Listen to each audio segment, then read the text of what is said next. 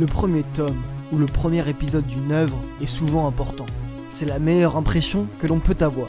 C'est ce que l'on analysera dans cette vidéo.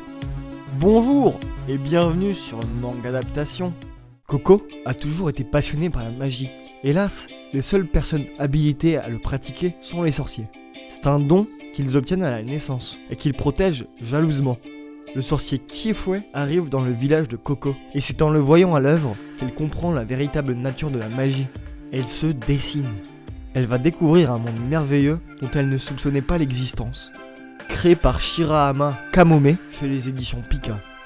L'univers de ce manga est fascinant. Déjà, on est dans une ambiance moyenâgeuse qui tend vers le fantastique, même plus féerique. Bon, c'est quand même l'histoire d'une humaine, au premier abord, qui rentre dans une école de magie comme Harry Potter ou Little Witch Academia. D'ailleurs, il y a également des habits typiques de magiciens, chapeau, robe. Ici, c'est beaucoup plus coloré, avec des couleurs vives, plutôt que du sombre attaché aux sorciers. Mais ici, le contexte se situe dans un ancien monde fantastique médiéval. Cela se voit notamment par le design des cases qui nous rappellent des écrits du temps du Moyen-Âge, par les contours des écrits, ici des dessins ornés d'éléments visuels. La représentation de ce métier est précise tout en étant fascinant. Déjà, c'est magnifié par le fait qu'on suive une enfant dans un conte qui s'émerveille sur tout élément magique.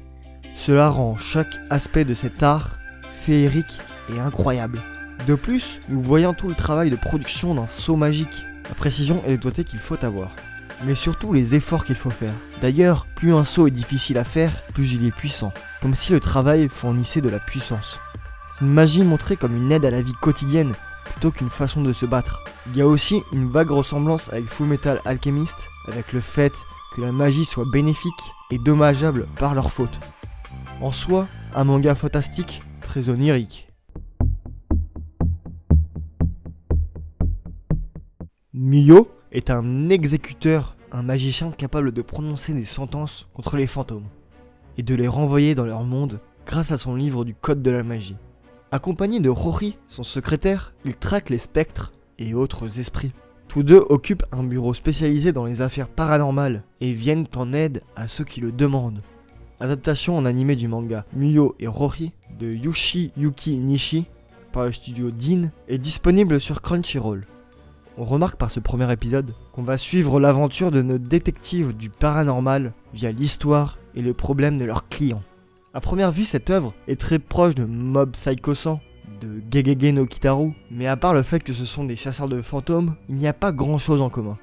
La structure est assez différente, même la représentation de la magie est différente. Mob est un genre d'utilisateur de télékinésie. Avec Miyo, on utilise un livre de magie pour réciter des incantations. On revient au mythe fondateur de la magie. On revient même au principe de fantômes créés par rancœur, par exemple d'une personne tuée ou délaissée par ses amis, et de personnes devant exorciser ces êtres grâce à des incantations ou des sorts.